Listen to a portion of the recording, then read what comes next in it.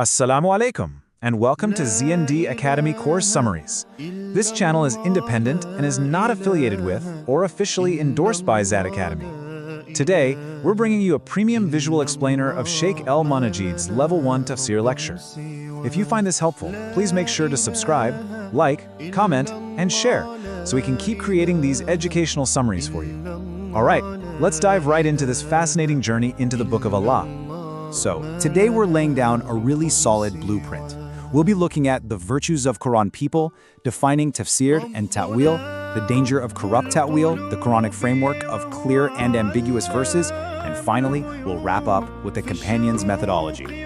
Section 1. Virtues of Quran people. The ultimate honor. Now think about this for a second.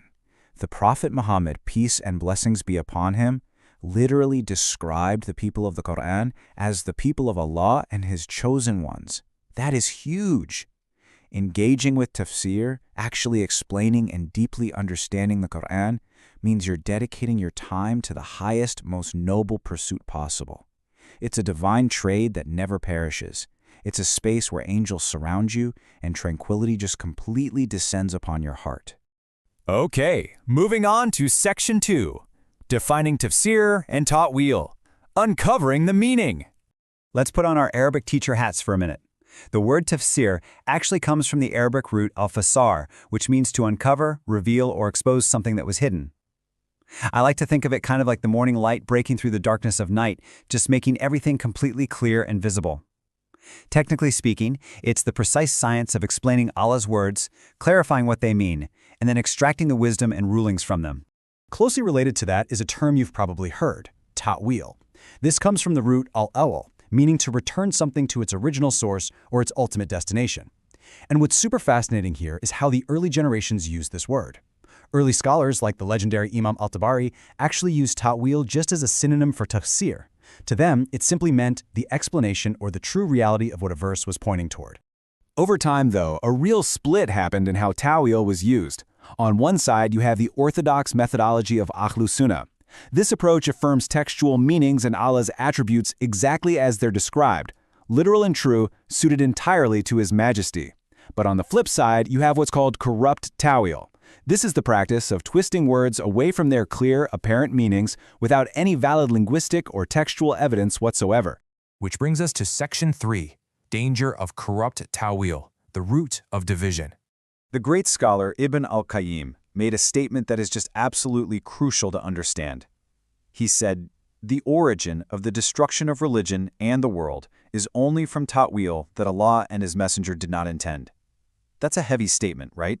Serious scholars view speaking about the Quran without evidence not just as a simple mistake, they see it as the literal root of destruction, because it completely opens the door to manipulating the divine text. To give you some context, the lecture data points out exactly how historical groups disconnected the text from its actual meaning. For example, some groups historically interpreted the verse "when the earth is shaken" as a justification for mystical dancing.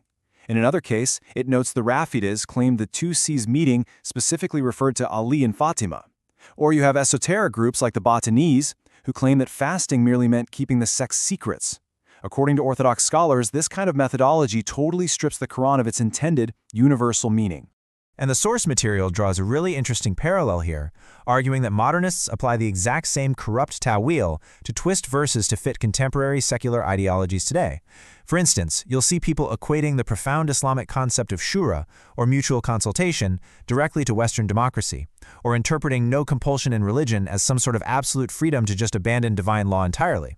The lecture argues that this is essentially the exact same historical distortion, just wearing a modern outfit. All right, Section 4. Clear and ambiguous verses. The Quranic framework. So, shifting back to the Orthodox framework, it's amazing because the Quran actually categorizes its own verses. It gives us the perfect system to understand it safely, using terms in 3 distinct layers. First, the entire Quran is described as Muhkam, meaning the whole thing is perfectly put together, flawless, and free of contradiction. Second, the whole Quran is Mutashabih, meaning its verses resemble one another in their stunning beauty, majesty, and truth. But the third layer applies specifically to tafsir. Some specific verses are exceptionally clear, while others are ambiguous. Let's break that down. Clear verses, or Muhkam, have only one obvious meaning. We're talking about the clear rulings on halal and haram, the commandments to pray, or prohibitions against theft. Ambiguous verses, or Mutashabih, are the ones that require a bit more explanation. Think of the disconnected letters at the start of certain surahs, like Alif, Lam, Mim, or descriptions of the unseen reality of Allah's attributes, where the exact how is simply unknown to us. So how do scholars handle these ambiguous verses safely? Well, firmly grounded scholars follow a strict three-step process. First, they affirm belief that all verses, clear and ambiguous, come from Allah. Second, and this is key, they return the ambiguous verses back to the clear ones. And third, they determine the true meaning through the harmony of the whole text. They don't isolate one ambiguous verse to go invent a new sect. Instead, they let the clear verses explain the ambiguous ones. It's like a giant puzzle where all the pieces fit together perfectly. And that brings us to Section 5, Companion's Methodology in Contemplation, Action over Volume. Have you ever wondered how the greatest generation actually interacted with the Quran on a daily basis? The great companion Ibn Masud used a highly practical framework. Step 1, memorize just 10 verses. Step 2, stop and deeply understand their tafsir and meanings. Step 3, actively apply those rulings into daily life. And it was only after implementing them that they would move to step 4, which was to proceed to the next 10 verses.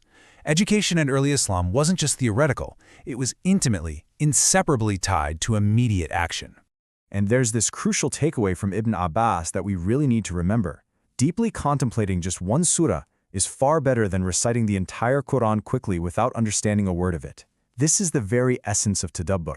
The goal isn't just to race to the end of the page, right? The goal is to let the words penetrate your heart, change your behavior, and guide your life based on an authentic understanding of the text.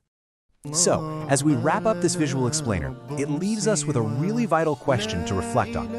Are we approaching the Quran just to finish the pages and check a box? Or are we truly seeking that profound, action-driven understanding of the early generations? I highly encourage all of you to continue your learning journey and dive deeper into the official Zad Academy curriculum to build your knowledge on these solid principles. Thank you so much for joining us today. Jazakumullahu khairan, and may Allah grant us all the correct understanding of His book. Assalamu alaikum.